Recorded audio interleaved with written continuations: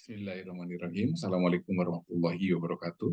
Perkenalkan, saya Eris Rustandi, guru biologi SMA Negeri 1 Parakan Salak, Kabupaten Sukabumi. Saya ingin memaparkan tentang pembahasan mengenai permasalahan siswa.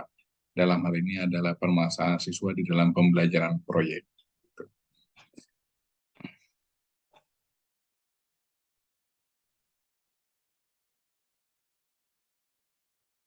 Oke, untuk kali ini saya akan mencoba memaparkan pemecahan masalah pembelajaran siswa pada pembelajaran proyek siswa kelas 10 semester 1 dengan tema 1 gaya hidup berkelanjutan.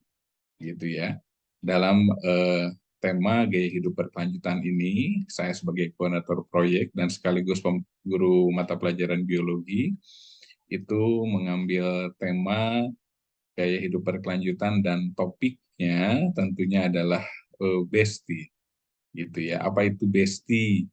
Bersihkan efek sampah dan tampilkan inovasi elegan gitu ya. Nah, ini adalah BESTI untuk tema 1 gaya hidup berkelanjutan. Oke. Adapun sumber rujukan permasalahan siswanya itu adalah berdasarkan observasi selama pembelajaran proyek penguatan profil pelajar Pancasila ini. Jadi berdasarkan observasi wali kelas dan guru mata pelajaran, ada beberapa siswa yang acuh tak acuh terhadap pembelajaran proyek yang akan dilaksanakan. Yang selanjutnya, sekitar hampir 70% siswa tidak memahami bagaimana pembelajaran proyek akan dilaksanakan dan seperti apa pembelajaran proyek itu akan mereka alami. Dan terdapatnya opini siswa bahwa pembelajaran proyek itu tidak belajar dan seakan-akan akan digunakan kesempatan seperti bebas menurut mereka. Begitu. Dari sana, kita akan tahu bagaimana deskripsi permasalahannya. Gitu ya. Nah, adapun deskripsi permasalahan di sini, yang pertama adalah sebagian besar siswa tidak melaksanakan pembelajaran proyek dengan optimal. Siswa lebih banyak yang belum memahami apa yang harus dilaksanakan dalam pembelajaran proyek, gitu ya. Siswa asik sendiri ketika proses pembelajaran proyek ini dengan memegang HP, begitu ya. Siswa ada yang tidak banyak memberikan kontribusi kepada kelompoknya, dan siswa tidak memiliki target pengerjaan dalam proyek, gitu. Dan siswa juga masih belum merancang produk yang elegan, dan siswa masih banyak yang belum memanfaatkan waktu pengerjaan pembelajaran proyek. Padahal dalam pembelajaran proyek ini, dengan tema 1 gaya hidup berkelanjutan dan topiknya BESTI, itu adalah mengusung dimensi profil pelajar Pancasila. Yang pertama adalah beriman dan bertakwa kepada Tuhan Yang Maha Esa, serta berakhlak mulia. Yang kedua adalah berpikir kreatif. Yang ketiga adalah untuk gotong royongnya atau bekerja sama. Nah, itu adalah goal akhirnya, 3 dimensi itu yang harus dimiliki oleh seluruh siswa dalam pembelajaran proyek ini. Gitu ya. Nah, akar permasalahannya, siswa tidak memahami konsep gitu ya, informasi dan mekanisme yang jelas tentang pembelajaran proyek.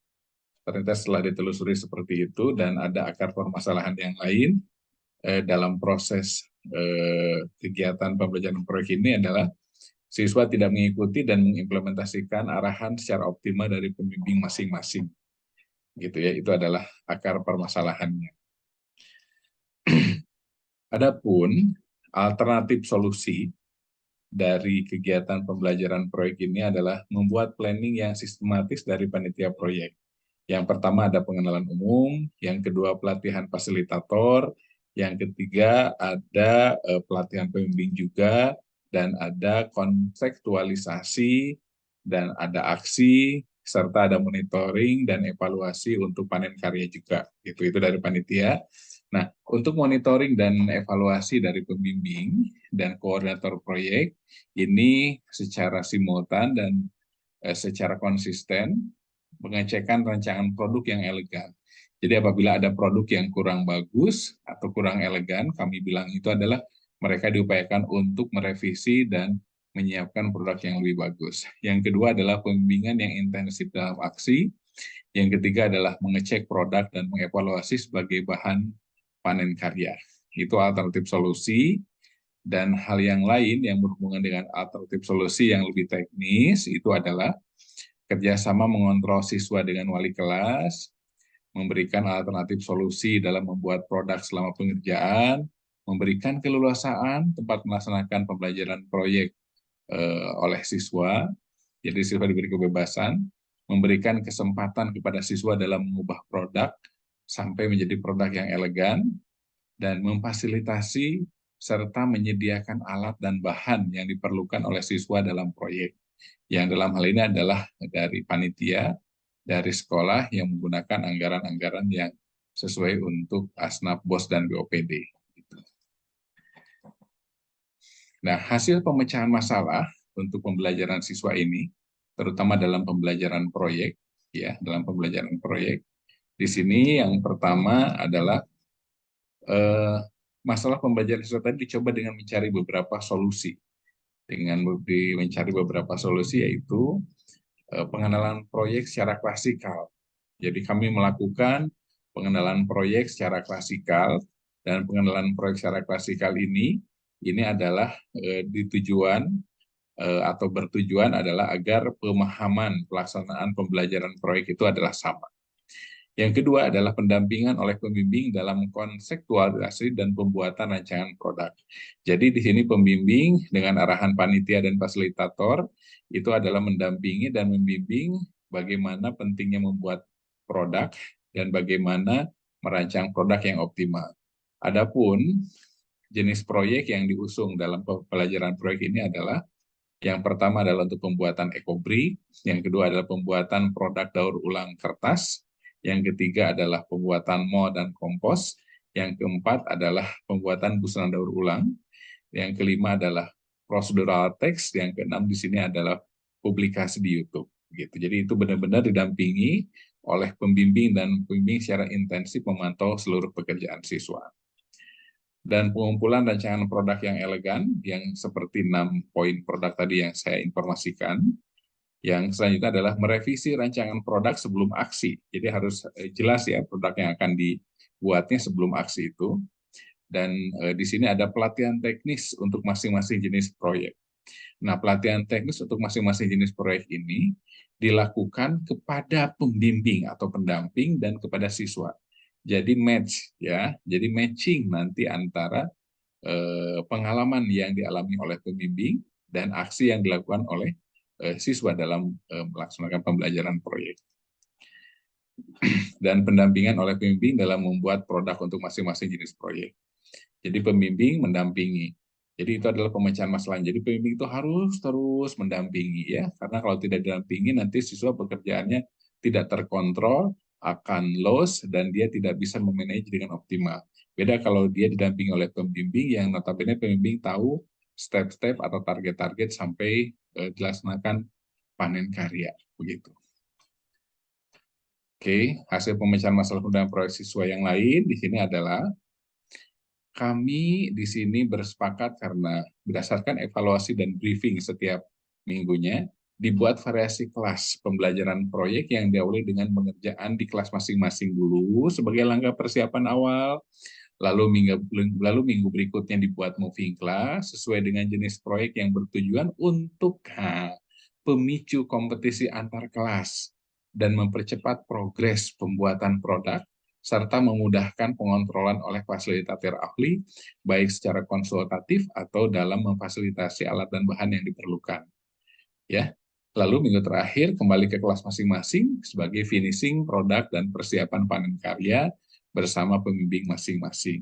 Nah, itu adalah alternatif yang cukup efektif ya. Dan adanya proses evaluasi serta monitoring setiap 1 minggu dilakukan oleh pembimbing dan dilaporkan ke panitia kendala serta solusi yang akan diberikan atau yang kita berikan terhadap pembelajaran proyek siswa gitu. Dan dievaluasi selain oleh pembimbing, dievaluasi juga oleh koordinator proyek dan fasilitator ahli di dalam progres pembuatan produk yang elegan gitu. Nah, sumber rujukan solusi pemecahan masalahnya ini adalah dilihat faktanya ya, berdasarkan hasil observasi pada saat panen karya, ternyata solusi itu efektif, siswa menampilkan semua produk yang elegan. Jumlah siswa yang berpartisipasi dan bekerja hampir 100% bergotong royong untuk mempersiapkan panen karya. Dan pengunjung undangan dari luar ya, tamu-tamu undangan dari luar, mulai dari Pak Camat dan Ramil, Kapolsek gitu ya, Kepala Puskesmas, terus dari desa, terus komite sekolah, orang tua siswa, siswa dan guru dari sekolah-sekolah tetangga atau sekolah terdekat, mereka sangat puas dan memberikan apresiasi yang sangat positif terhadap siswa-siswa yang telah melaksanakan pembelajaran proyek. Begitu ya. Dan alhamdulillah pembelajaran proyek juga berjalan lancar dan sukses tentunya untuk SMA Negeri 1 Parakan Salak, Kabupaten Sukabumi, Jawa Barat. Atur nuhun, semoga sukses dunia akhirat untuk seluruh guru dan siswa yang ada di seluruh Indonesia. Terima kasih sekali lagi dan kita sama-sama bacakan hamdalah. Alhamdulillahirabbil alamin. Wassalamualaikum warahmatullahi wabarakatuh.